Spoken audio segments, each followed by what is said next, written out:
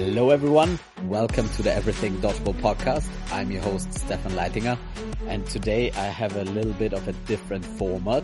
So we've been talking a lot about rules, about changing stuff in the game of dodgeball, and a lot of player and the perspective of the players have been spoken a lot about. And so I thought it would be very important to get the ref's perspective as well, and also get the behind the scenes and the struggles that you have as a rules committee and stuff like that, to get those rules implemented and to help understand both sides and get them closer together, that we can work in one direction. So without any further ado, I bring to you Sam Mason, Bruno Soksovic, and Christoffer Modin. All have their certain roles in the EDF WDF framework and are all quite experienced refs. So I think this is going to be an interesting rules conversation. I think I'm going to start with you, Sam. How are you doing? Yeah, really good, Stefan. Really good. Thank you very much. How are you? Quite good, thanks. So yeah, I'm Sam. I've been involved in dodgeball for 10 plus years now. Refereeing with British Dodgeball, getting involved with the EDF, refereeing European Championships, and then was lucky enough to come over to yourselves in Austria for the first World Championships of my refereeing career, as if you want to say it like that. And then now working with Bruno, being involved in regards to a committee of improving the level of refereeing, as well as putting a course together so we've got the best quality of refs, especially at European tournaments, and then hopefully moving that onto a world level as well. Perfect. Then we'll move to Bruno. Hi, Stefan. Thanks for having us. So Bruno, I've been involved in dodgeball for about 12 years. I don't know exactly, and been around everywhere with Sam together. Also, I'm head of the Rules and Regulations Committee, so we decide on everything and make it work out the best way possible. And as Sam already mentioned, we're also now into standardizing ref qualifications and doing trainings and stuff. Awesome. All right, and last but not least, Christoffer Modin from Sweden. Did I pronounce that right? That's all right. Thanks for having. I'm Christoffer. I'm part of the Protest and Corrections Committee within DDF that handles if teams challenge certain players or for fair play or etc. In Sweden, I'm known as the rules guy because I care about the rules, which I think both Bruno and Sam can attest to, because I've sent them several questions before tournaments, during tournament, and I think this podcast is very needed to get also their point of view of what's happening on court and off court. Awesome. All right, then let's just jump right into it. I think the first topic I want to cover is like, why is it so hard to get one rule set for everyone? So basically we had the World Championships, we played one rule set there. We have British Dodgeball who play a different rule set. We have EDF who has a different rule set, which in my opinion is probably the most thought out one and probably the longest standing and most properly discussed one. So why is it not possible to, at this point, have one rule book? And I start with you, Bruno, as you are head of the rules committee. Yeah, it's a tough thing. I mean, since I already now have experienced how it is in the World's Rules Committee, it's tough. Like, one of the biggest issues is that every nation or every continent is used to some kind of rule book, which makes it hard for them to switch to something else. Like, people are sometimes they're into trying new things and change stuff to adapt, but not all the time. And it's a thing about for the nations or continents themselves to try new stuff and maybe adapt a little bit so that we can align and think about what would be the best outcome for each of the things. Like, I don't know, for example, the opening rush, like one of the bigger issues that we had for Worlds. Like, some of them were like, from outside is better, from inside is better, because everyone has a perspective. And up until now, it's just a thing about what most people vote for, because it's just the majority that decides it at the end. And this is tough because people don't like to try out new stuff. They're used to it and think it's better this way. Okay, And it's the so same here as well. It doesn't matter if British, EDF, Worlds, and so on. okay, so let's start at the world level. Who decides which rules get implemented? We have a team of, I think we're about 10 people there, 10 to 12 something in the rules committee, but around the world.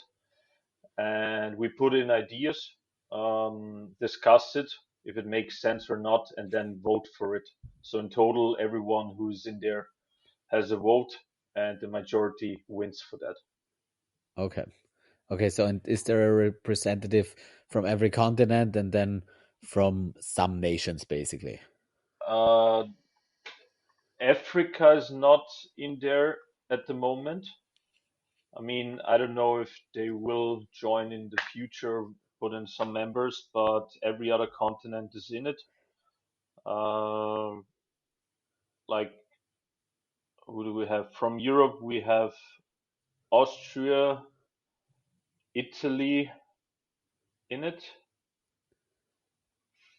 And then there's like US, Canada, then there's also Australia, and I think Hong Kong and someone else from Asia, and also Argentina for South America. Okay.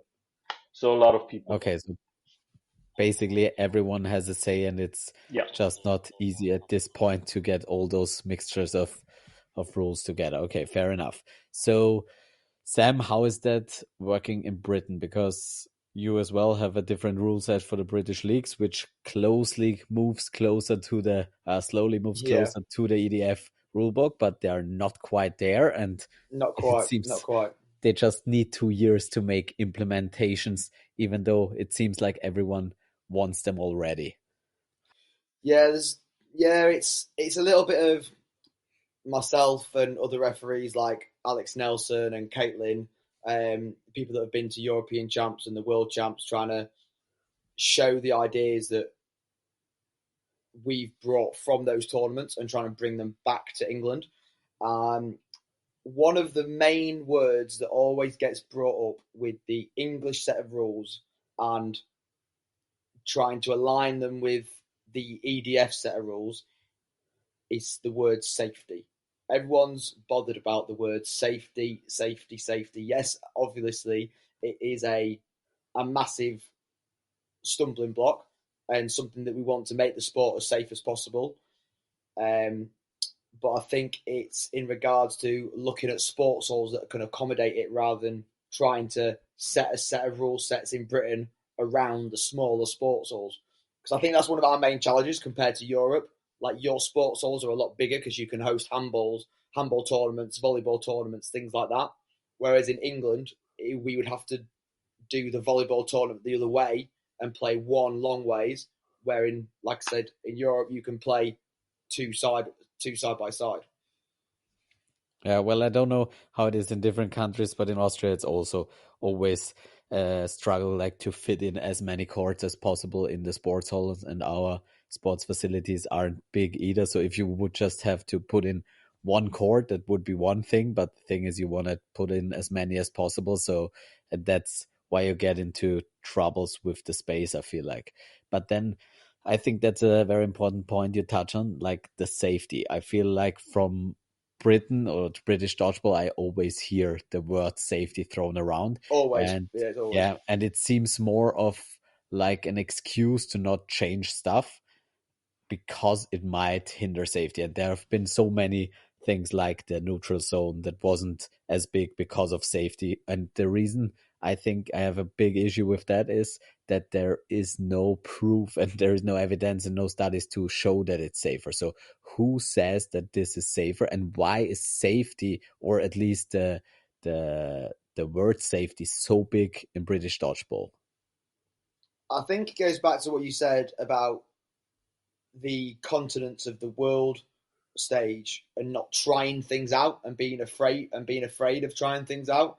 Um, Obviously in Britain, I don't know what it's like in Europe at the minute. I think yourselves in Austria, you're growing like your junior side of the game. And I think that maybe the British side of things, they don't want such a big jump from the junior level to the adult level. Whereas the adult level is the most played level, the most experienced level, the level where national and international competitions are going to take place.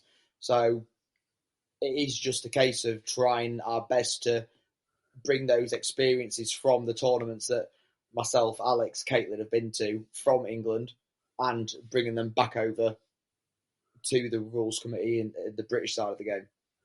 Okay, yeah, but have you had in the past a lot of struggle with safety or injuries of that sort? And is there like a liability case where you gonna get sued if you don't see to everything? And when you said on the youth department, like for us, we also have a few youth development programs, but basically we play the same rules for the youth players as well. And sometimes we adapt them for training stuff or something, but basically they play the same rules. And I personally Same court don't. size. Same court size, everything. It's interesting. Interesting because in the juniors they are. I haven't refed a lot of juniors, but if I'm right, they play with like a hard middle line, um, and the under 11s may play with 3 balls, but play 5 ball rule. Okay. But again, like I get the idea that you make it less complex and less dangerous, but I don't see the practice of it being dangerous. So I've refed or I've taught a lot of courses. I've taught a lot of young kids in school. We have people in our trainings that play with the adults that are like 13, 14 years old. And Yeah, so I don't see as a real safety aspect there. I haven't seen injuries that come from neutral zone. No one ever like collides in the neutral zone, in my opinion, especially at that age, or where it's an actual problem. So all the injuries that happen on their own, maybe dodging on the back line into each other or getting hit by a ball, basically, and you can't take that away. So why is that focus of safety on such a weird area, in my opinion, at least? yeah. I'm not too sure. I think it's the. I don't know if it's to do with people being set in their ways or people in British dodgeball not experience international tournaments and actually physically playing the game for themselves in that light. So I think I would say it's down to experience. Okay. So people who make the rules are not really people who play themselves. Not at the stage where we want the game to progress to. Okay. They Fair. may have played the game in the past, and changing the game from 3 ball to 5 ball. Yeah. But even since then, the game's developed massively since then. So Bruno, so you've been talking to basically many nations from all around the world for WTF to make those rule changes. Is safety a big aspect in there as well? It is. It always is, but more actually in Europe than in the Worlds Committee, from my experience. I mean, we also talk in words, but it is like mostly discussed and then said, okay, that's actually fine as it is. And the rest, if it's really something dangerous, it would most of the time be up to the player, and then he gets punished for that. And because it's already stated that you shouldn't do dangerous stuff, but most of the things are actually in it. That's why, like, I know last year we had a discussion when we wanted to implement rules for the juniors into the set, and we didn't even write so much down because we also thought most of it could be done for youth as well. We just stated like if necessary, like court can be smaller or smaller balls and so on if wanted. The only thing that we put out was sacrificial play for everything under 18 because we're like, you never know what children will do. But from U18 it would be fine because most of them are playing already also in normal league. But one of the things that was mentioned there during the discussion, especially for youth, was um, the thing why some countries wanted to do safer is like they're afraid that if uh, the juniors get more often injured and like younger years, then they maybe quit and don't want to play it afterwards often, which for grown-ups, they even play or not. They know what can happen and what not. And they wanted just to make sure that people stay. Okay. So, Sam, is there like during, or I don't know if you're involved at any point in making the rules for British dodgeball, or if you have like any opinion on the matters, but let's stick for one more second on the safety issue. Like, what are injuries people are afraid of, or what are situations people are afraid of that could happen? And did anything like that happen in the past? The main issue is regarding the close proximity on headshots. Is one thing that gets brought up a lot. Minor injuries like full court length stuff, finger issue like clipping fingers, whatever things like that.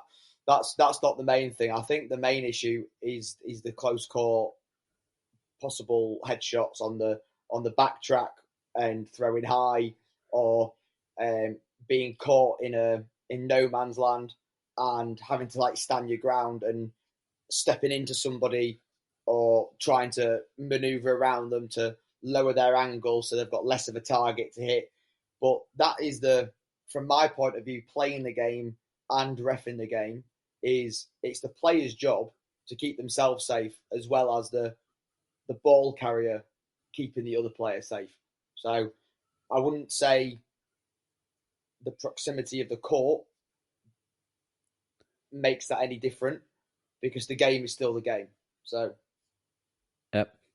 Okay, and do you have like, did anything happen in the past?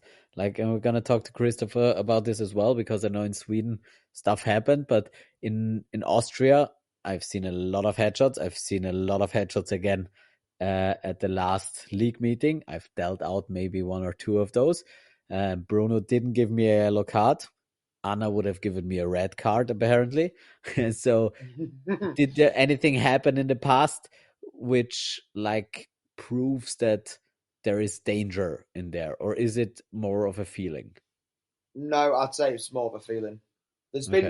There's been certain occasions, mainly highlighted in like the mixed format rather than the male game and the female game, where the males on one team may throw high on the girls on purpose to make them scared in future sets in the match, things like that. So like persistent headshots, but a single injury doesn't stick out to mind. Okay, yeah, because that's basically what it is like in Austria as well. And I think that is like the headshot has such a bad reputation, in my opinion, where people Yeah, assume it does. Yeah, it's dangerous, even though I would much rather get a headshot than break a finger or get one on my pinky. So I think my head is quite durable, and obviously it depends, and there are reasons why we normal people don't throw at a head from 2 meters if it's not necessary. But basically, it is the aim of the game. And I've seen now at UDO a funny thing that British players sometimes do, where they go up and when they're really close to other people's, they still blast them full send to the body, which is something that you rarely see in Austria. In Austria, if you have someone basically you catch him in the neutral zone off guard and you're 1 or 2 meters away, then basically it is so easy to just touch him on the back, and basically you see this little dance in the neutral zone of, I'm gonna catch you, I'm gonna hit you, and then you just drop it off his shoulder and it's over. But and you rarely get caught this way. And in British dodgeball highlights, basically, you sometimes see those catches from 1 or 2 meters, but you also see people just blasting each other from 1 or 2 meters away, which is something where I'm way more afraid of my hands in that situation than my face, because if I get hit on my hands from 2 meters, then my fingers won't survive that. I much rather have it to my face. Okay.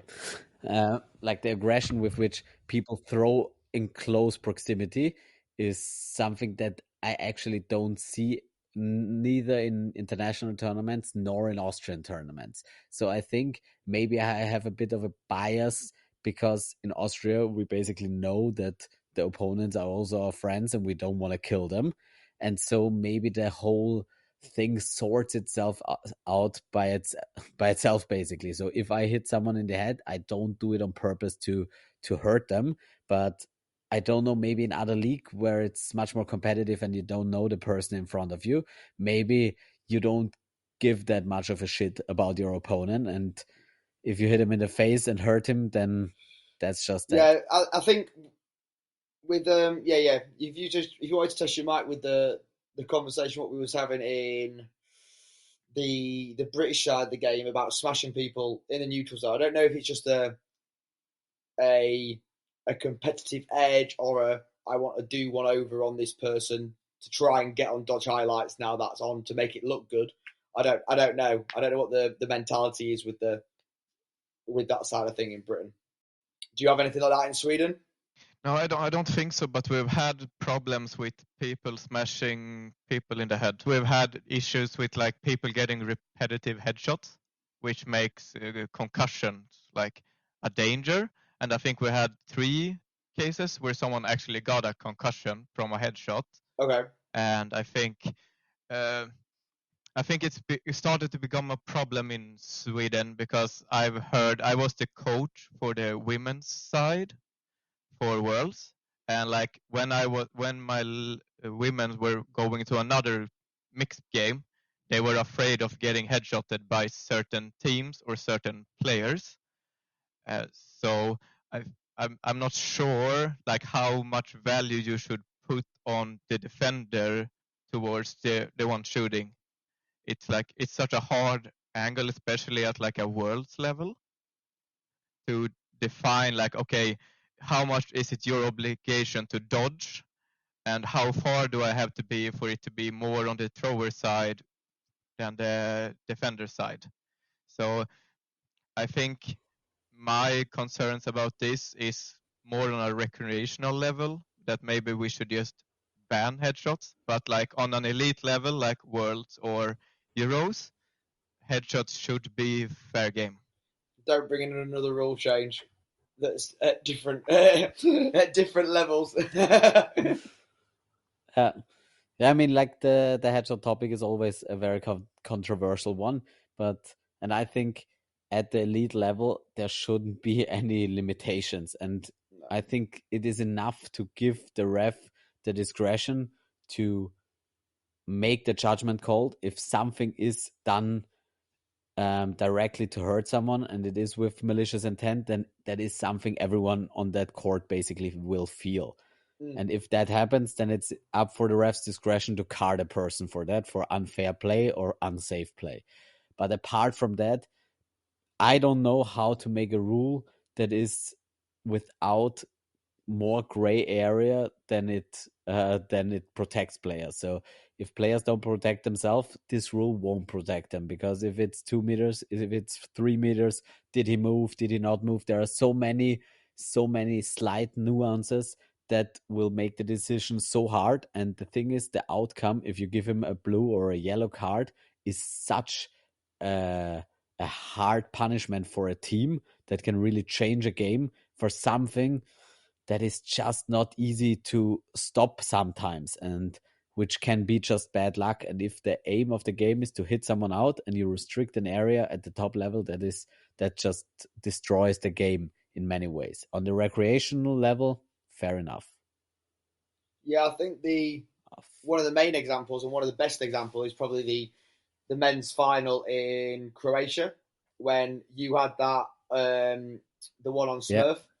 And because I was mic'd up, you could hear my thought process during half time when I spoke to Josh McElroy. And I think that explained it perfectly. Yeah, for sure. So, like, I think the same thing, like in that situation, I was really close up. I faked once. He basically jumped, and then I threw high. And I hit his head. I hit him in the forehead. And the thing is, it was thrown intentionally high. It was thrown intentionally around this area where he probably won't be able to catch. He moved in that situation. I didn't know how he would move, and it was such a fast decision that it was like there was at no way the intention to hurt him. There was always the intention of hitting him, and there was always the intention of not getting caught by one of the best catchers. And then there is not much room left to hit him where you can hit him. And basically, he was completely fine. It was close proximity. I don't know how many meters it was, but I have it in slow-mo on my phone, so it was really close from the side angle. But yet, in the end, nothing happened of it. He was fine. No. He took it very well. And yeah. And if I would have hit him more into the head, then I would have apologized more. So this was like I hit him on the forehead. I said, sorry. He was like, you're fine, mate. And we play on. And it's just part of the game. And I don't think, at least from personal experience, that it is such a big deal as it's made out to be. Yeah, to quote one of the Rangers players, Tamas Ward, he says, "We play with sponges." So why is it such an issue? Yeah, that's basically if you have hands like Tamas, probably it's really a sponge in that hand.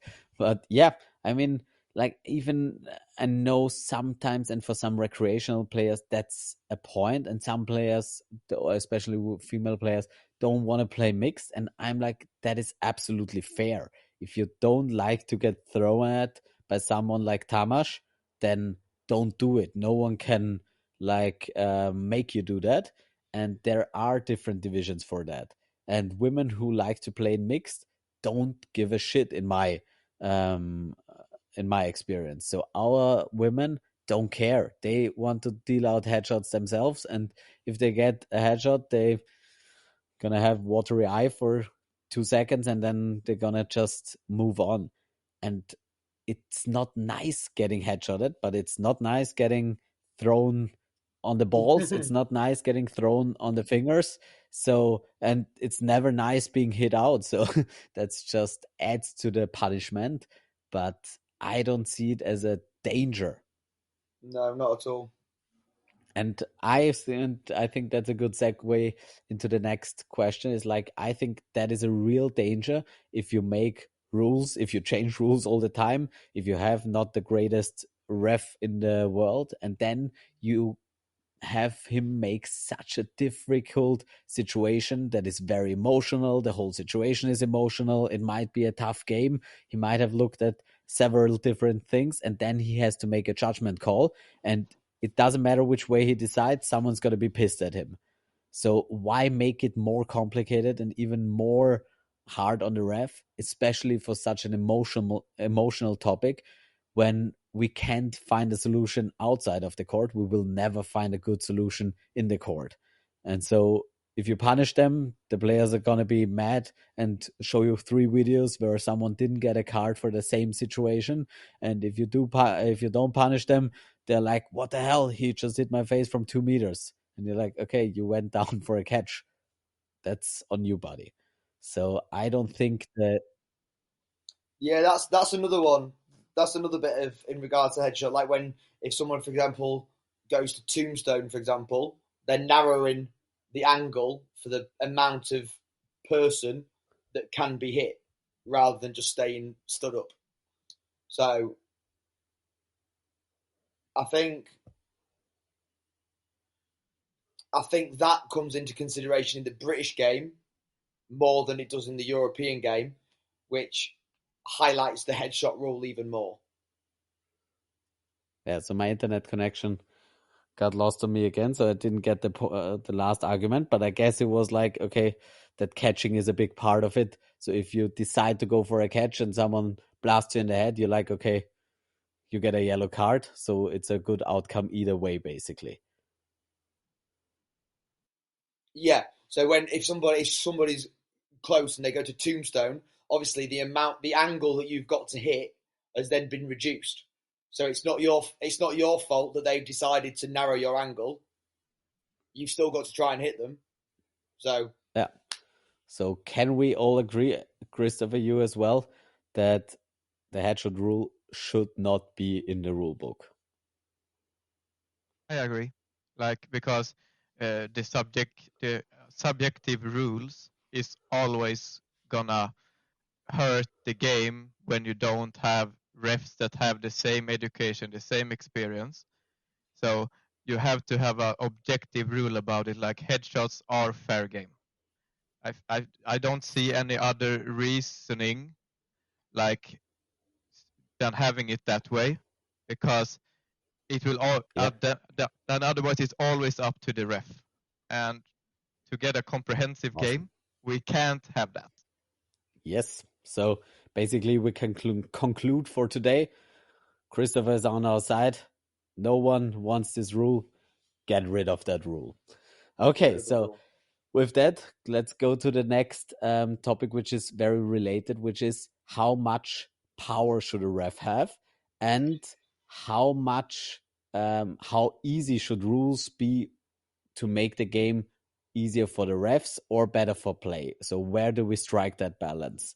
So again, Bruno, on the world stage, we had a lot of compromising rules, like the one where the player was as long as alive till the ball hits a dead object, which is, in my opinion, as a player, it's a completely stupid rule because it makes the game just way more random because you have no control over how the ball pops off your body. And so if you're lucky and the ball pops up and it takes 3 seconds to hit the floor and maybe you go for a trade in the end and the other ball bounces down and you have way more time or less time for that situation, then that has nothing to do with skill, all to do with luck. And why would we include a rule that enforces luck, basically? That is the one part. And for the refs, it's just impossible to judge. So how did that rule get implemented and how can we get rid of it? So, first of all, it's a rule in worlds. I just want to mention. Yeah. We did discuss that because I'm one of the people who is about changing it. Especially as you already mentioned, it's too hard for us refs because when that happens, so a ball comes at you and goes in the air, you have to watch two things at the same time. When does he shoot, if he does, and when does the other ball who's in the air touch anything else, and what comes first and what comes in between, and so on. And that's too hard at some points. And or it's tough, but I also um, did talk to international refs like outside from Europe.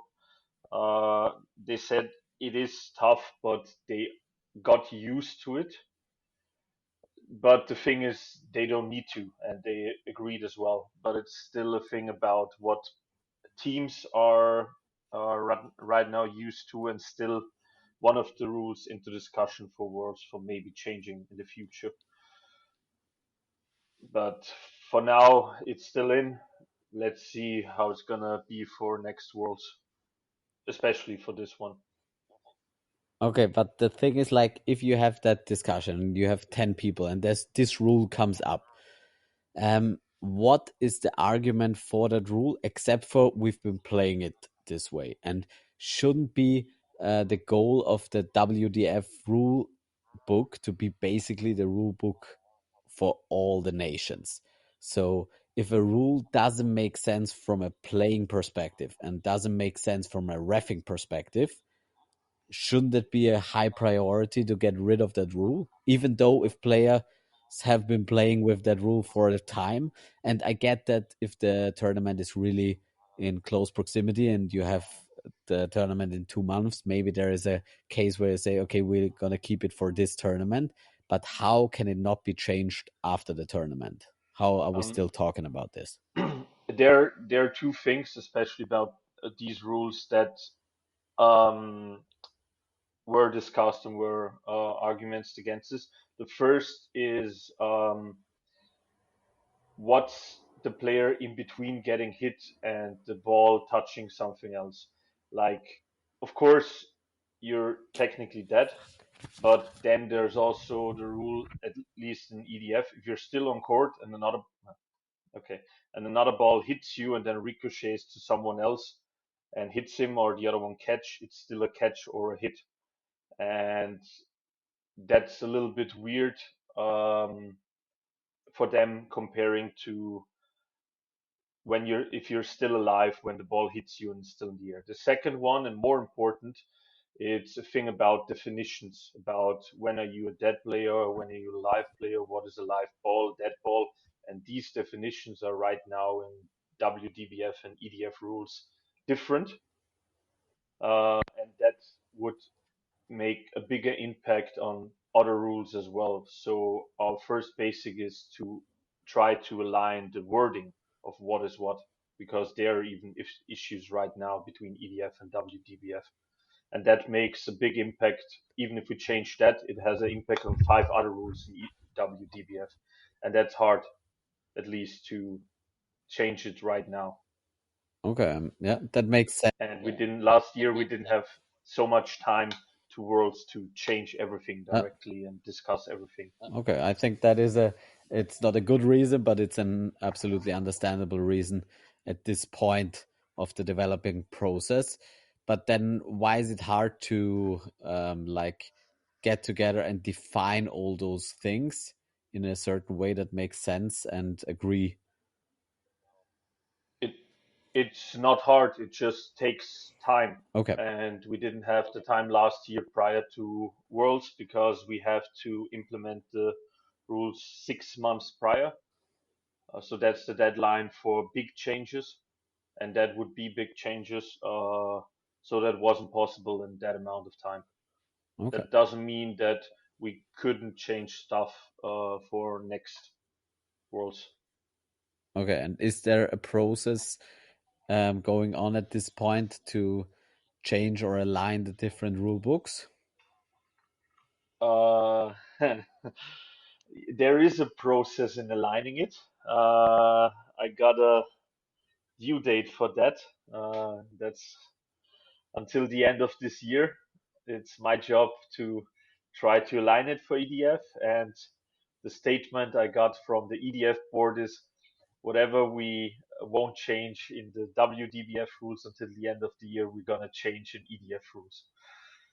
Okay. So that we have Fair one enough. more. Okay, so you heard it here first. Bruno is in charge. And yeah. if the rules are shit, it's Bruno's fault. It's impossible task I got. So let's see what's gonna be there from next year on. Okay, fair enough. That is quite an uphill battle. Yeah. Because once you solve one problem, you find like 3 new ones in the process, basically. Okay, so with current rules, let's jump back to the World Championships. Sam, you ref there as well. What was like a big, because as a player, the perspective was often you had very different, lots of different refs from different backgrounds, and so the play was handled, the game was handled very differently. One thing that was quite common was the breaks in between the game where you stop to make decisions. What is like your principal guideline? When do you stop the game to get everyone's opinion, and when do you say, okay, in order to keep the game flowing, you let it go and maybe make a mistake in your decision making? Like, what's your personal algorithm for that decision making process? Confidence, really. So I would say that being a player and respecting a ref, as well as now being on the other side of things, players just want a confident call made quickly. And if I'm not confident and it's been a really complicated scenario, like, I don't know, a ball's gone up, it's touched that player, have they caught it before that it's touched that player? So is it 2 hits or is it a hit and a catch? Things like that, when things are really complicated, or if there is a hit on what's maybe my blind side. So if I'm reffing from this side of the court, and it's been hit on their player's left-hand side, I'm relying on someone else's decision, and it's not my 100% knowledge of my call that I'm confident in. Then that's when things will get brought together, and a group decision will be made, and then a group decision wouldn't be made on like a vote of, okay, 6 people think it was a hit and 3 people don't. It would be on who's got the best angle, who's the most confident in that call. And in that regard, I would be more happy to go with that side of things rather than doing a majority-minority vote. Mm-hmm. For sure. Okay. And what do you do if you go into the huddle and everyone's like, okay, I didn't see it. Ooh, I didn't see it. Someone thinks he saw it, but he saw it from behind. What's the call then? With the call, you just have to play on and as if it didn't happen, because if you're not confident in a call, then I don't want somebody to guess and say, "Oh, I think it was a hit." And if they say I'm 30% sure it was a hit, we can't give that. It may be obvious to the other team because they've obviously got the best view of the person who's thrown it, so they're right behind the line of the ball. But if we can't make a 100% hit and we can't go off noise alone, we're not allowed. As a ref, we're not allowed to go off noise alone. It needs to be visibly seen. Then the call is no hit, reset, back line, play on. Yeah, fair. Yeah, I think that is like a good principle guided approach to it. Where I go like, okay, if I've seen it, I call it. If I haven't seen it, someone else has seen it and is sure and has a good angle, perfectly, we go with that. But if no one's really seen it, no one's really sure, then we just have to deal with it as if it didn't happen, because there's just no other way to basically ref it in a straight line. And otherwise it's going to be, sometimes if you just put too much feeling into that, then it's going to be all over the place at some point. I would just like to add sound as well. So sometimes you hear it even if you don't look at it exactly, because you can hear like a stripe and then you know it was a hit. And that is important as well. Yeah, I think you touch on an important part there, and something that I have a lot of issues with as well is like, when do you decide to put a player out? When do you decide you think you saw a hit that the player apparently didn't feel or see? Well, the moment I'm sure. Okay, so, but sure is like a very, very difficult word in that situation, because sometimes it's very hard to be sure. Like, if a ball just slightly touches someone and you hear something and the block ball was close to it, how do you know it wasn't the finger, it wasn't the block ball? How do you feel like it was the shoe? That's as Sam already said. If I'm not sure, you can call it. But the first thing I do in this situation, I look on the other side to my other ref. Most of it, if you have someone who knows what's going on, he's looking back at you. And then we shortly via eye contact say, did you see it? Yes, no. And if it's no, then nothing happens. Then I don't say anything. If they say yeah, then of course, then I look at it and say, then you don't need to stop time. You already know the answer from your colleague. Because stopping time, we don't want the game to be a stop-start game. We want the game to be a flowing game, and for that communication without having to say anything between the two middle refs is kind of key. With your line refs, I would like them to be vocal saying, yes, play a hit, raising their hand. If it's a backline fault, I always say to my backline ref, don't be afraid to leave your position, walk around the back of the court and tap the player on the back saying play a line fault, because then that'll get them out the game and we don't have to worry about the situation of going back on things if they get involved with something after they're technically out. Yeah. So that was the next point, is like, what do you do if player who stepped on the line didn't realize it? The game continues and they're still part of the next attack, and you blow the whistle and they made a hit, or they aided someone in making a hit. What do we do? You can say if they made a hit themselves, if they hit on the back line, they then picked a ball up, went over and hit somebody, yes, you can retract that hit back because that's an action of their player. If they've hit the line and they've played on and then it's a ricochet, for example, off a hit, that's an action again that wouldn't have happened, but the game hasn't stopped, so the whistle hasn't been blown. So it's very hard to deal with situations and retract things that have happened because a decision hasn't been made as quick as possible. So it's just it's a feeling of the game and playing the situation in that moment to see if you can go back on certain things or not. Yeah. So I think the point I'm getting at here is basically there are some things that are very well defined, but for that you need still this feeling and this experience part to ref a game and keep it properly flowing. And I think that is something really experienced refs can do. Refs that really play the game a lot as well have a better feeling for it. And sometimes you have refs who maybe don't play at this level and are not that experienced, who have a very hard time doing that and like keeping the game alive. So I think that is a very important part of the reffing art, basically, is how to keep the game going as smoothly as possible with as little interaction, with as little stoppage, and with as little of my actual doing, basically. And I think 100%.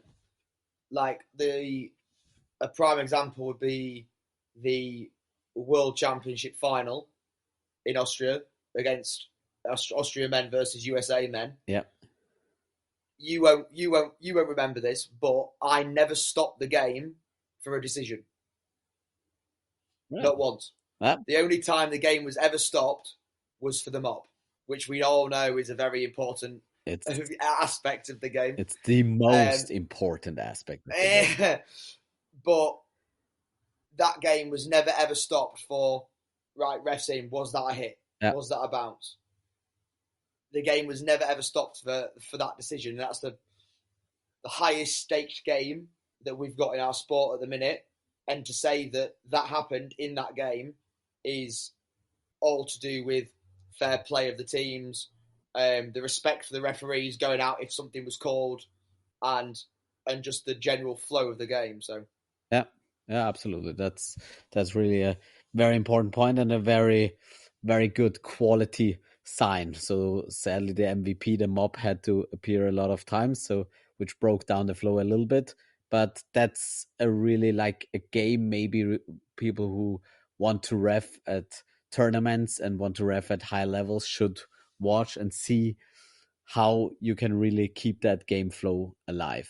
So then on a part that we touched on before is like putting a player out for a hit, because that is something I have a really big issue with, coming from the perspective that sometimes you or I say you always know if it hits you, and I say you always feel if it hits you. The only reason why it doesn't, why this might be different is because you didn't see it, whether it was a floor, a bounce, a ricochet, or something like that. So that is where you want to contact the refs and be like, okay, I didn't see it. I feel something touch me, but I don't know where this ball came from, basically. And then it's on the ref basically to say, okay, if you felt it, then it was a hit because nothing bounced before you, or it was a bounce staying, or we didn't see it, no one saw it. if you're not sure, stay in or go out. Basically, then it's probably your decision in that moment.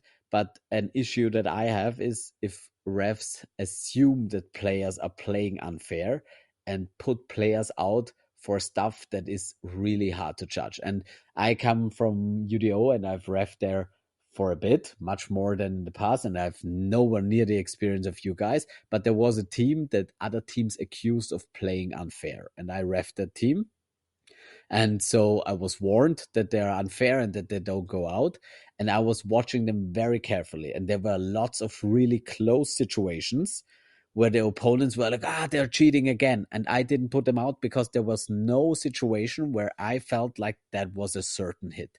And there were situations where I was like, maybe that was a hit and it touched them and no one heard it and they didn't go out and the opponents thought so. But there was no sign that it was a clear hit. And in that situation, I will always err on the side of it wasn't a hit, and I will rely on the players to be respectful and be in a fair play spirit and step out. And if they're not, then it's on them. But I'm not going to change that and overrule decisions because I feel they are playing unfair. Because that is something that has happened in the past to, so I've seen it at the World Championships as well, where refs like took it in their own hand to call players out because they thought they were hit out. And in some situations, I got called out for situations where I knew it wasn't a hit, but the ref thought that it was a hit because he heard something or he saw something. And that is something that really kills the game. So I would always err on the side of I give the player the benefit of the doubt if he didn't hear it, didn't feel it. And if I'm 100% sure that it touched something, I heard it, and there was no blocking ball near of it, then I will obviously call a hit. And if it was a clear hit and the player won't get out, then I call it as well. But if it's not 95% clear to me, then I won't call him out as a ref because I think that sets a really bad precedence. What's your opinion on that with much more experience? I think it goes back to the confidence thing. So, like being confident in your own ability that you've seen something, being confident in the gameplay. I don't think you said about the team that you said, "Oh, watch out on that team that they're a cheating team or whatever." We shouldn't ever go into something with a reputation of being over harsh on someone you think is a cheater. Do you know what I mean? Yeah.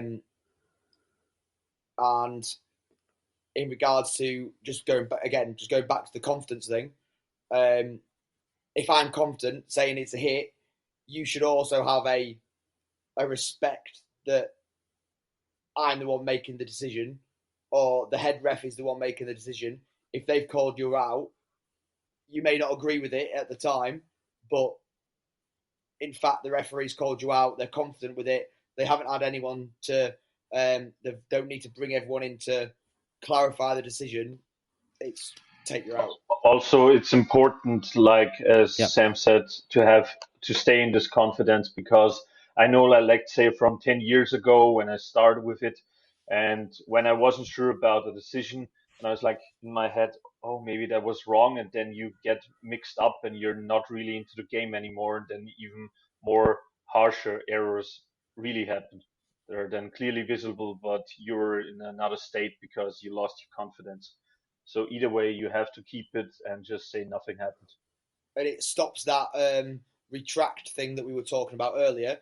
If I'm Yep. confident in saying it's a hit, that nullifies them. Because if I'm deliberating and going, was it a hit? Was it not? They might play on. They may hit somebody else. That might ricochet. Blah blah blah. Where if I've just gone play a hit, that takes them out of the game. We play from there. So. Yep. Fair enough. Christoffer, you wanted to say something? I think the main point here is confidence in your calls. Don't be afraid of making what you see on court as a ref. When I'm head reffing, I'm also not afraid of if you think you're out, Stefan, and you're going out and I see that you are not out, I'm not afraid of putting you back on court.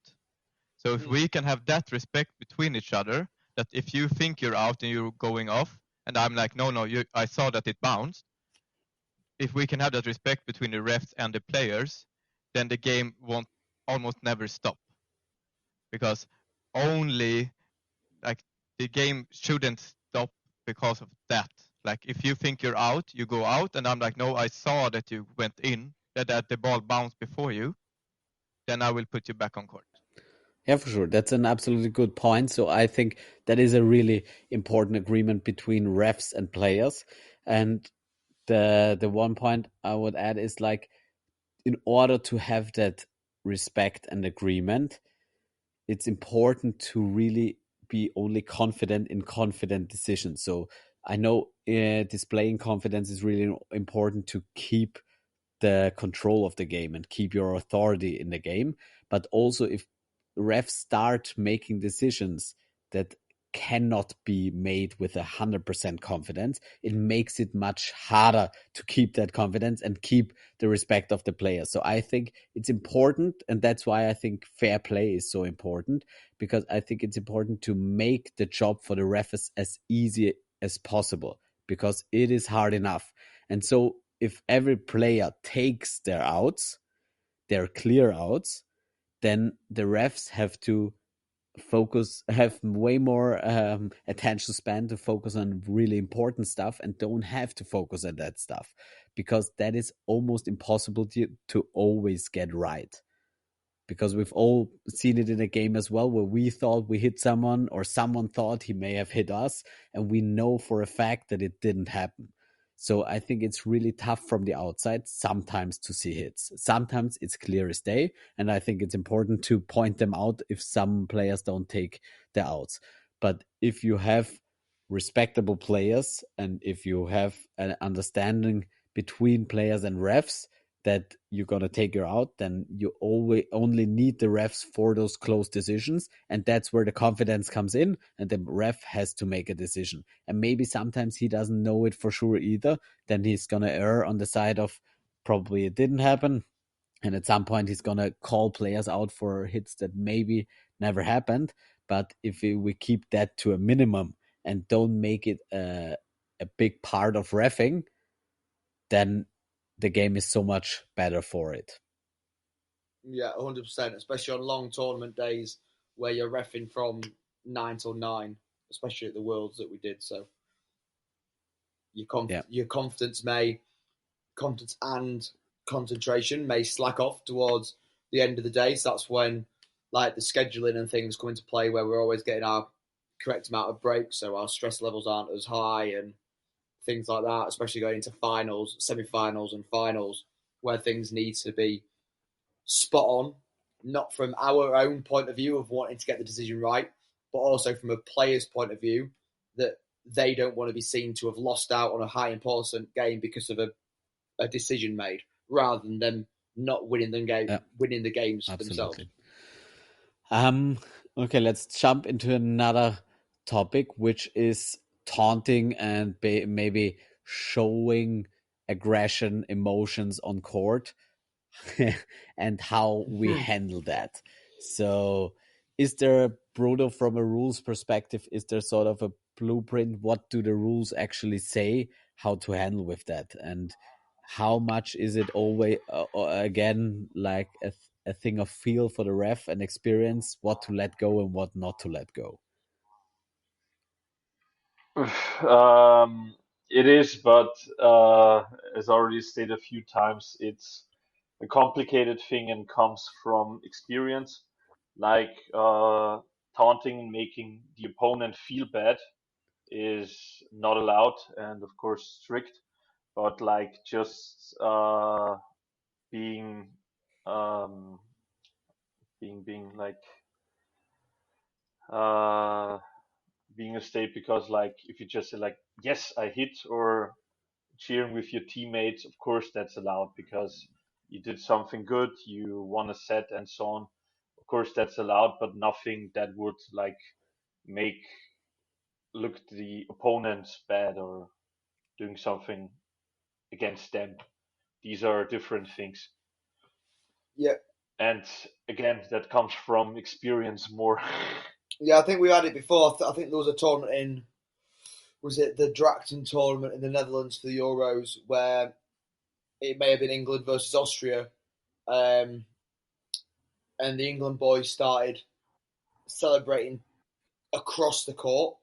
So all it took was a little word from myself to, I think it was Ryan Neal at the time, England captain. I said, I've got no problem with you celebrating that there's a hit, but celebrate to your teammates, celebrate to your outbox, celebrate to the fans.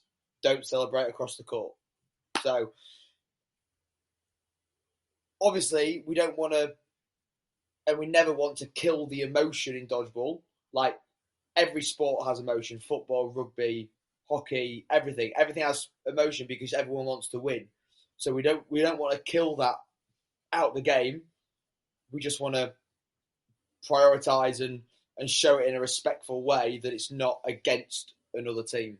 Okay, so for a very emotional person, what would be the guidelines? You said don't taunt, or obviously don't like speak back to your opponents, but also like celebrate not in the direction of the opponent so that it can't be mistaken for active taunting or stuff like that. Okay, exactly. 100%. Because you don't want to, some people may interpret things personally rather than the person celebrating just for themselves. But if they do it in a way that is towards them, towards their own team, then that can never be mistaken. Yeah, for sure. So that is one point. And the other point being, what about players who feel mistreated or think that other people don't take their outs and start talking to the refs, to the other players? How do we handle that situation in order to not let it get out of control? But it's also a thing about warnings, same as cheerings. But I personally would never just tell it to one player, but the whole team and the captain especially, because sometimes there are teams where the captain has a louder voice for the team than me for one player. So when I tell sometimes the coach and he tells him stop with that, then they stop faster than when I tell it just one player. And then it depends. Like if I really see it continues, but most of the time it stops actually. After warning, then nothing happens, and if not, then you have to card him, at least blue, depending on the situation, until he learns not to do that and let us make the decision. And do you have the feeling if there is a game that is all in all more rowdy, more emotional, more heated up, and like there is more shit talking going on from both sides, is it okay to like let it go and say, okay, that's the spirit of that game and both teams are doing that equal? Or do we stop that as well? And does it make a difference if there is a game where everyone is quite respectful and then there is one person that maybe steps a little bit over the line? Can it be that sometimes players get away with it because they're in a team where everyone does it and the opponents give it back? Should we like differentiate between those situations, or should we make rules that apply always in the same way?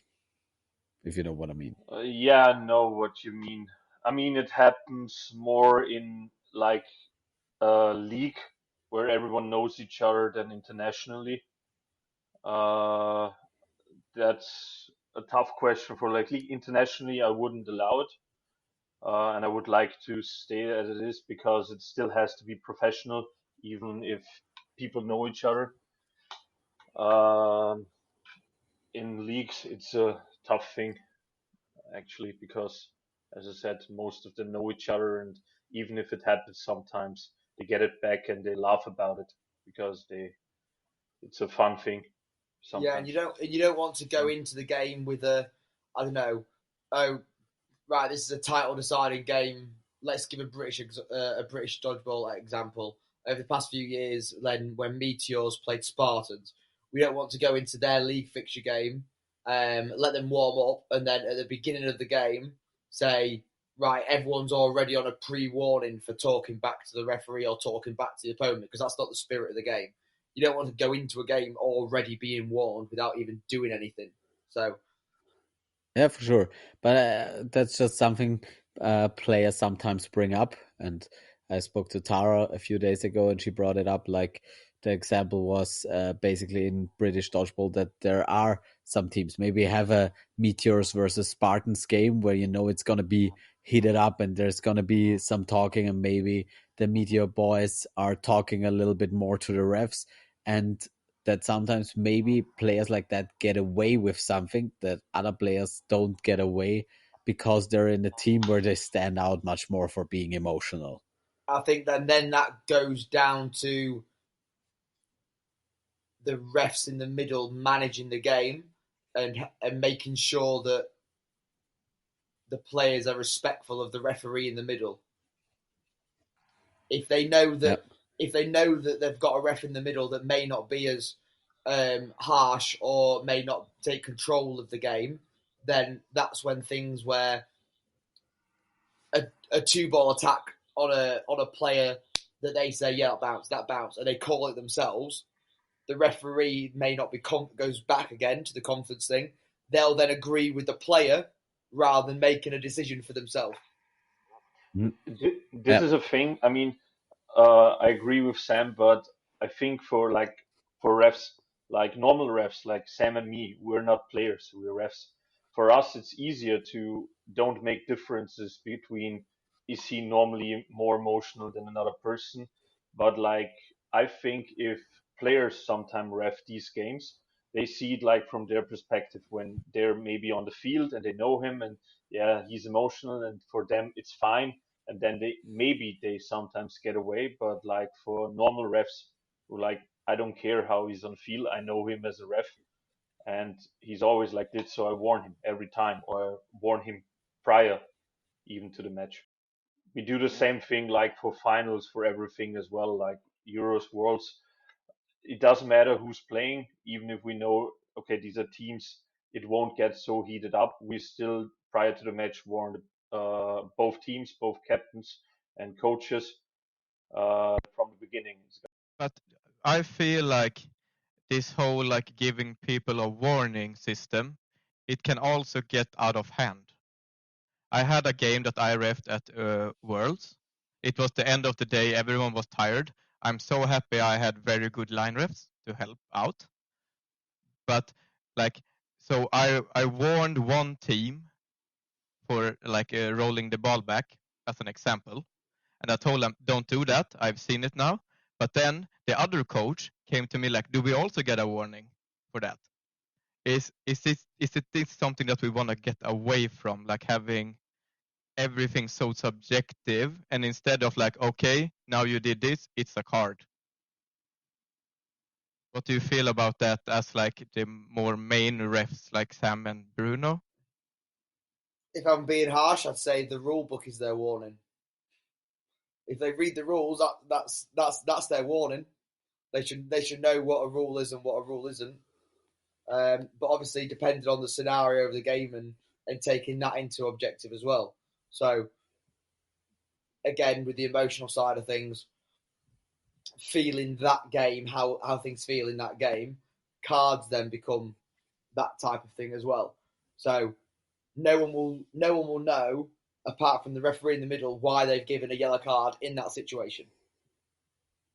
But my problem is that if everything becomes a subjective thing, then everything changes from Bruno to Sam to Stefan when they are reffing. So instead of like, if you're always giving out cards, even without warnings or everything, then everyone knows that, and all the refs can also know that, okay, if they roll the ball back, it's a blue card. It doesn't matter if it's the first time, it's the 10th time. Yeah, things like that have to be set. Things like that have to be set. But I'm talking maybe things like situations that differ from game to game. Again, going back to the headshot thing and linking that to a sacrifice play. Is it the fault of the defender? Is it the fault of the attacker? That's when things become more judgmental in that scenario, rather than a hard set rule of the ball retriever overstepped the middle line from off court, so retriever error or whatever. Yeah, I think that's a good distinction, because like there are certain situations, especially at Worlds, where you had to give out warnings because people didn't know the rules basically. And then you were like, okay, we're not going to give you a blue card right away. You get one chance basically. Now you can't say that you didn't know it anymore. And now it's a blue card. And other stuff is still always up for debate and is a subjective manner, and it will never change to be that way. And there's also like a little bit of touch how you are as an authority figure on that field, how your reffing style is. And some refs are maybe more passive, some are maybe a little bit more assertive. So there's also the part of the personality coming in that is always going to be subjective. The thing where it crosses the line is when it varies for the same situation for the same ref in different games or different opponents, basically. So as long as you're basically coherent in that, then you can't do more than that. And that's why we need experienced refs in important matches. And sometimes in group stages, even though it may be an important match in the end, you don't get that at this point, and you maybe suffer a little bit for it. But I think like the rules should be as clear as possible, should be as coherent as possible, should be as equal around throughout every competition as possible, so that it makes it easier for everyone to ref, especially as long as we depend on line refs that come from teams that play in different leagues, and not everyone will know all the rules always. I've just at judo they basically played EDF but had some rules that were unique, like not making more than one sacrifice play at a time, which I didn't know, which I found out, got a warning for it, and then we knew, basically. So I think there is always the warning is an important part if it makes more sense to educate people than to punish them because they acted, because they maybe they could have known but they didn't. And at this point it's sometimes better to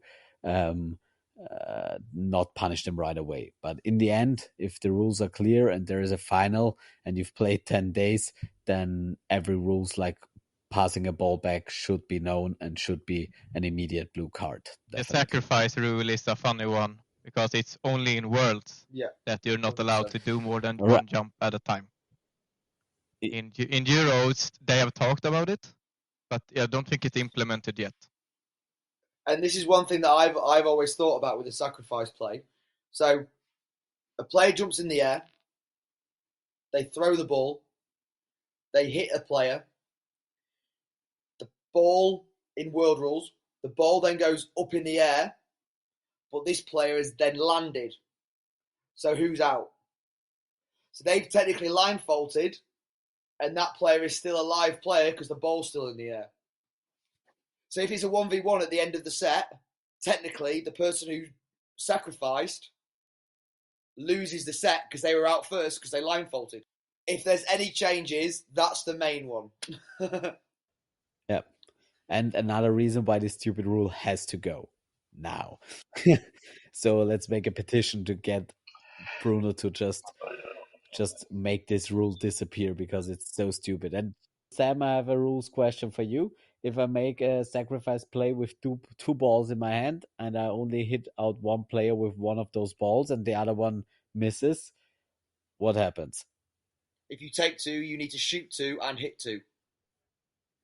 Okay, but it doesn't say that anywhere in the EDF rules. It says you have to hit with your balls, that ball that you shoot. If you're doing it with two, you have to take It's your choice to take two, so that means you need to throw two and hit two separate targets. Okay, I have to read it again because the way I read it, it was like you have to make a valid attempt with your ball and you have to hit a player in order to survive with your ball.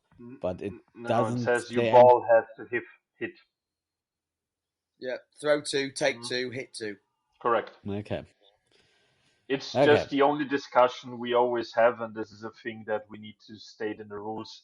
It doesn't state that you have to shoot at two separate players. And that's always a discussion, which is complicated. Okay, so currently it stands if I hit one player with both balls, it's fine. This could now be a discussion between Sam and me because I would say yes, and he maybe would say no. But No. these are actually, I know this was once a point that I don't know if it was last Worlds or the Euros prior, where we had that discussion and then decided prior to the tournament between the refs what will we do, will we allow it or not. Okay, fair But enough. I don't Another know the point that outcome Bruno at has that to last time. like write out in his new rule book that even I can understand it. Yeah, that is very important. Another thing. Now I forgot what I wanted to say. Christoffer, what did you want to say? I have like a question what you think about, if I make a sacrifice play and when I'm in the air, the player that I'm facing moves towards me and stops, who's at fault if I touch him? If I'm already in the air, he takes one step forward and we collide. Is it my fault or is it his fault? The defender. No, the defender. This isn't really stated in the rules. If you go, I come from a handball background. It's called Stürmerfoul in handball.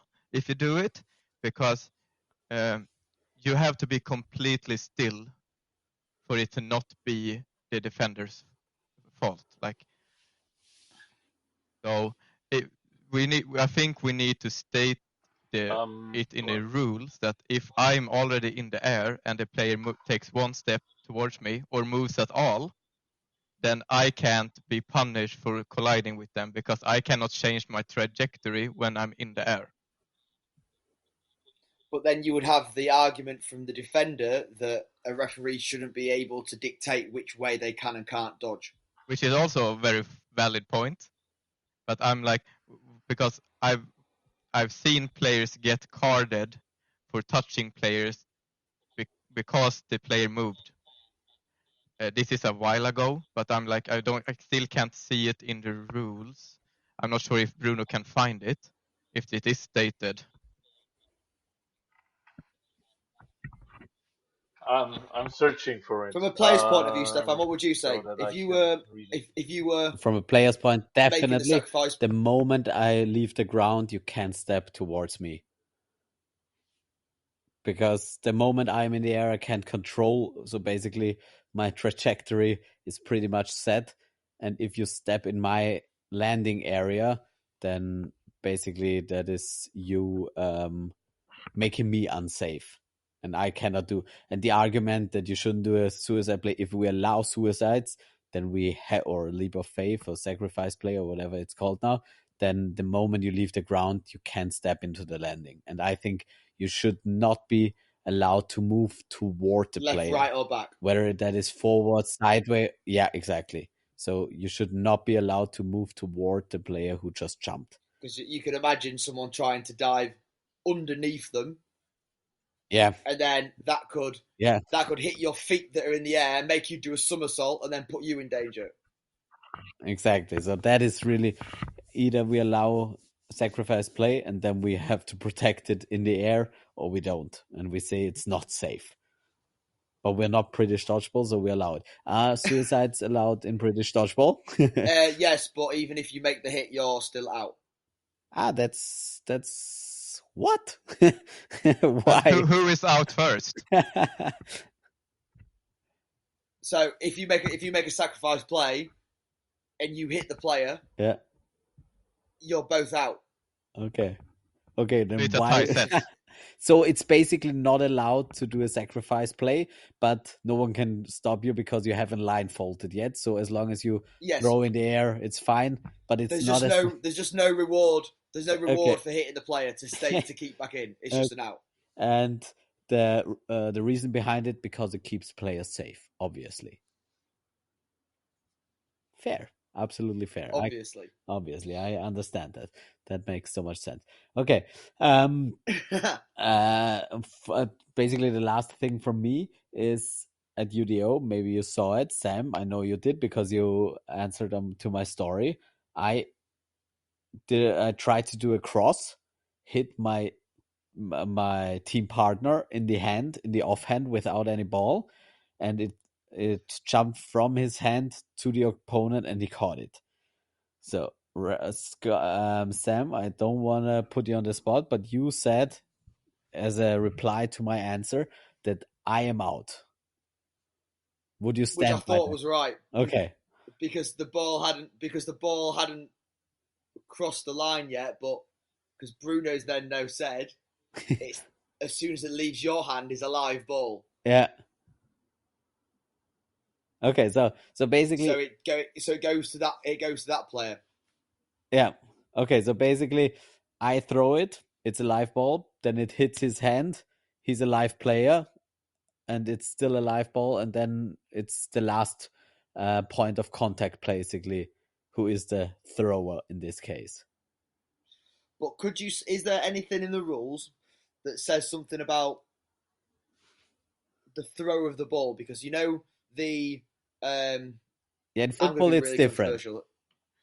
I'm going to be really controversial here. So the viral clip of Ryan Neely, when he is at the line with somebody and he slaps the ball, Yeah, and the referee gives a hit. Yeah, I would not have given that as a hit.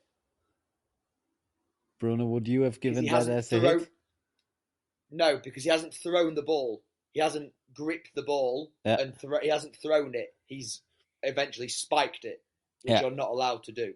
So basically, the definition of throwing is having something under control and then releasing it. Yeah. Okay, so in order to throw it, you have to have it under control. Yeah, so that's the reason. That was the reason why I wouldn't have given your part. I think was it Scotty? Yeah, it was Scotty. Yeah, so I wouldn't have. That's the reason behind me saying it would have been you who would have been out because you're the one who's thrown the ball, basically. So, but did you discussed it, and what did the rules decide, or what did you guys decide in the end?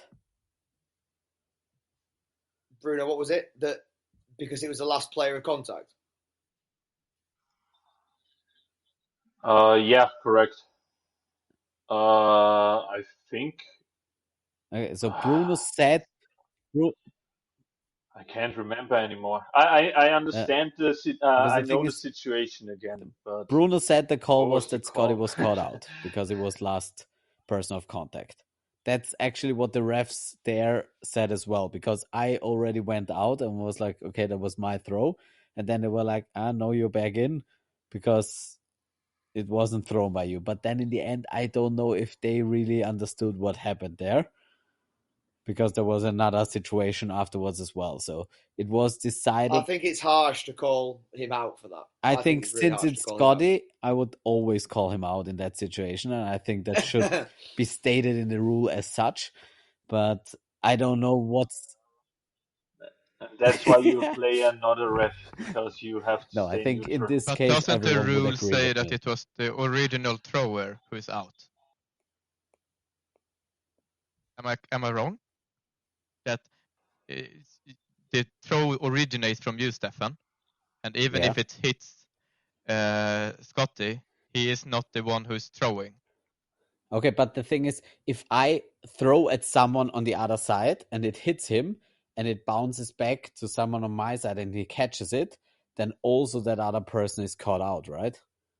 Even though he didn't hit it. As in like a deflection. Yeah. No. So like we're on opposite side of the court. Yeah. I hit you. Yeah. Bounces straight back to me. No, not. And I catch it. It is a catch. Yeah. That's what you mean, yeah? Yeah. Yeah. Yeah. No, so is that the logic you're applying to the Scotty situation? I'm thinking about it. I have no idea, but I don't see how that is But that again depends on if you see that as a throw or just like spiking. Because if it's spiking, then it can't be a valid throw and it's not a thrown live ball. So even if it deflects, you can't catch it. Or you take it as a throw and then you can catch it because it's deflection. Yeah, but it still depends if you say if it was a throw but that's what I mean. So if I throw at someone and he deflects it, or even if he blocks it, then it's not a throw, but it still counts as a catch from that person against that person, even though it wasn't a valid throw by him. So why should it have to be a valid throw by Scotty? if it gets caught. And the thing isn't like the rule also a thing where the passive action gets rewarded. So basically, if you're an out player and you make still an action and someone catches it, the catch counts. But if you hit someone, it doesn't count. So basically, if you're Ryan Neal, then you spike someone and it doesn't count because that's not an action you are allowed to do. But if you hit Ryan Neely and it bounces from his hand to the opponent, then it counts as Ryan Neely's throw, basically, even though it wasn't a valid throwing motion. Yeah, it's the same. It's the same situation when if a ball retriever retrieves a ball in from the side, and you haven't made it live, you go across and you throw it, and you get caught. It's a catch. So that's why I always say to my line refs, don't say that ball's not a live ball until after the play, because you're depriving the other team of a catch. Yeah, even though so if you say it beforehand and they stop, then stop, retract, then make it live, then you could have stopped the other team from making a catch and getting that player out. Yeah, fair enough. But the other side is like, even they still can make the catch on the other ball, and they are not gonna know in most situations whether it was a live ball or not. So it's not really a tactical thing that I want to like. Then you can never tell people whether it is a live ball or not. Yeah, no, I won't say it's a tactical thing. I just say it's a game flowing thing. So if a referee sees that a ball's not live, wait for the action to happen and then say, player, if they hit the player, then you would say, player no hit, come back in court because the ball wasn't live. Okay, but if you have the chance to tell them it's not live, then they just activate it. So I don't know if it's better to not tell them, wait for the action, or if you just tell them in the first place. I try to tell them because I'm more afraid than a lot of situations happen and I have to sort out what didn't happen and so on. So it's easier. And if they don't hear it, doesn't matter. I tried it. Yeah, because let's say you don't say anything and they make a 2-ball attack and the other ball hits the player out. Then they still have the advantage that they threw the ball, which wasn't live, because it distracted the player and he got hit out by the other ball, even though it wasn't a live ball. What do you do then? He's been hit by 2, so it doesn't matter. No, but the thing is, they got an advantage by playing with a not live ball and don't get any punishment for it. Yeah, I see what you mean. Whereas the second you use the ball, it's a retriever error. You can do it. Yeah, you can do either a hard line and say, okay, if it's a fault, I'm not telling them, but I'm punishing them, or I'm telling them, but not telling them, and then saying, something happened, and now I'm punishing you after the point, is, I think, a bit tricky, because it opens a lot of, again, tricky situations up that we don't really need. So either we say, okay, it's the retriever's job to know whether the ball is live, and if he makes a fault, it's a retriever's fault and we're going to punish that. Or it's also it's to act it's basically to be punished by the ref, and if the ref sees it, he says not live, and basically the only problem you have is you have to maybe get play ball because it takes longer to activate the ball. Yeah, it's something to talk about, and how to manage the game from a referee point of view to make things as easy as possible. Yeah. Would there be a case for, if I make a retriever fault as a retriever, that only that ball goes over to the opponent? Yeah, but then you could, if there's no other tactical punishment, then you could use that as a tactic and just get rid of the third ball. That's why we said for no situation ever will you just punish a team by giving only single balls, either all or none. Yeah, I think that is good. Correct. I read up on, I'm going to retract a little bit.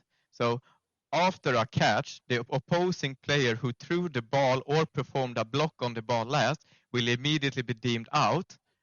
Is it considered a block from Scotty's side when you hit his hand?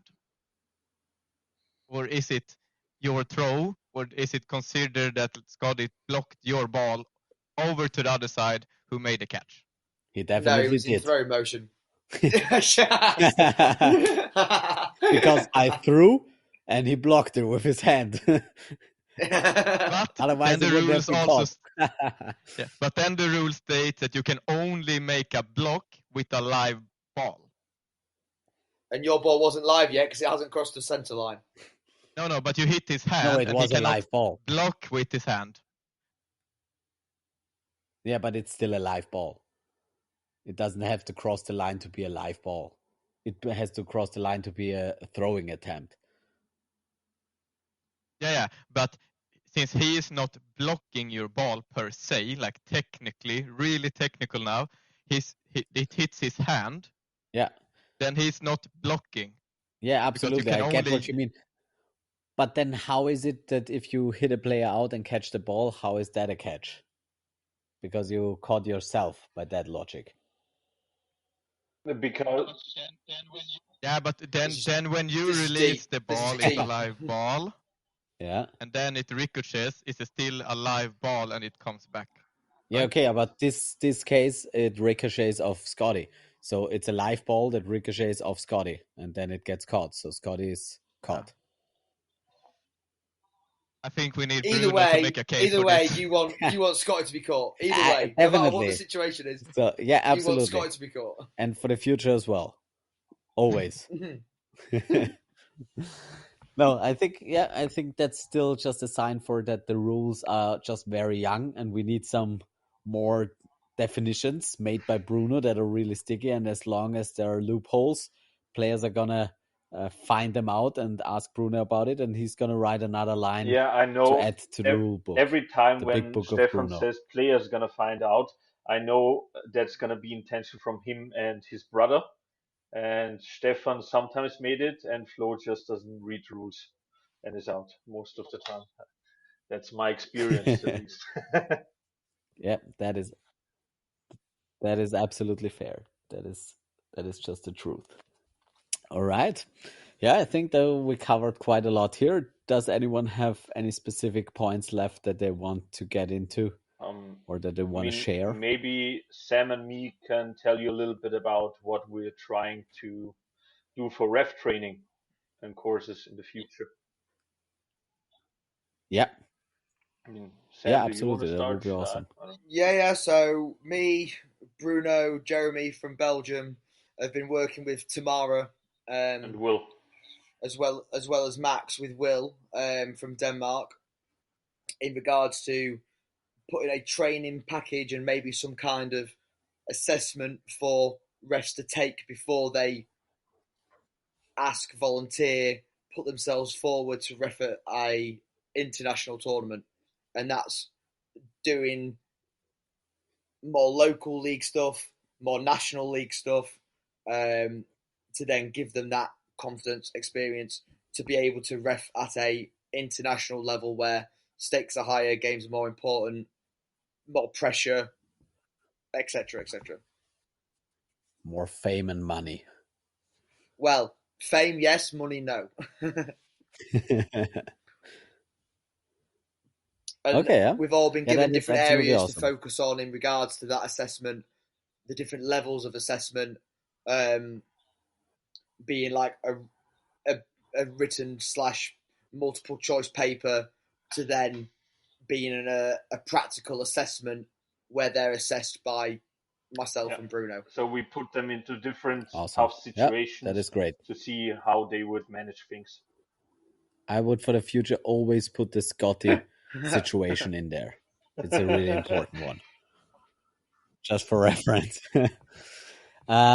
Okay, so then lastly, I'd say, because I think it is really important for everyone who enjoys this game, we need refs, and getting refs is not easy. So maybe a statement from you both.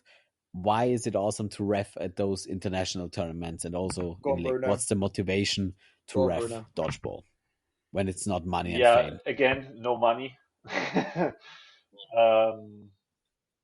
It's for me personally. So I don't want to play. Yeah, that's one of the things, and refereeing is different. It is cool also to have possibilities to be in sports finals and World Cups and European Championships and maybe Olympics in the future. So that's also one possibility. So whoever is now young, your chances are higher to be in the Olympics than ours, because Sam's already old. Thanks. And it's an amazing thing to be part of dodgeball, part of the community. The community is amazing. And even if you don't make it to nationals, if you're a player, hey, as refs, you have chances. We can train you, especially Sam and me. And that's where I come into play. If you're not good enough to play, ref. Correct. Something else from you?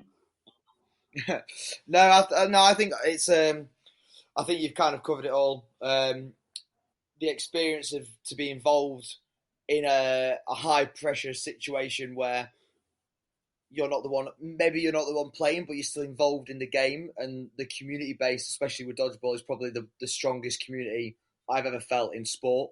And to be able to progress the sport for the future, to try and get things to the Olympic stage and things like that, and for you to take some kind of credibility in saying you was a part of that is something that you'll hold. So, yeah, absolutely. So I think for dodgeballers, for every dodgeballer who's been at international tournaments, like the community aspect is just so huge, and that's a really good thing that the refs in our community are part of that community. And I think that is, on the one hand, a good thing because it's one of the reasons why we get refs, but it's also, it speaks for the sport and the spirit of the sport as well, where refs and players know that they can't live without each other, and players want to play, and the only way dodgeball is going to be able to progress at this stage is with good refs. So it's in our best interest to buy Bruno and Sam always a lot of beer whenever we see them at the after party, so that for one thing, they're still going to always call Scotty out for a catch in those certain situations. And on the other hand, that they're going to keep doing what they're doing and putting their time and effort into that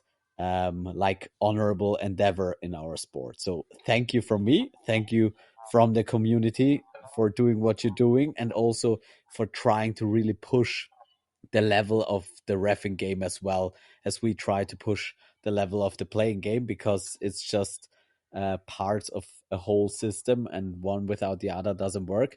So shout out to everyone who refs. Shout out to everyone who wants to ref. Give Bruno or Sam a call. You can just hit him up on Instagram and tell him, I want to ref. How can I do it? And they will guide you, take you by the hand, and mentor you. And Bruno will show you some drinking culture as well along the way, which is quite important in my opinion as well. And also one last advantage I just saw: if you ref, you could have the possibility to be in Stefan's podcast. Exactly. That is always another waste of time you're going to be doing on a Friday evening. So, all right, guys, this has been a pleasure. We had some internet problems. Well, I say we, it was mainly me. And now it's going to be a bummer to cut this all up so that people can listen to it as well.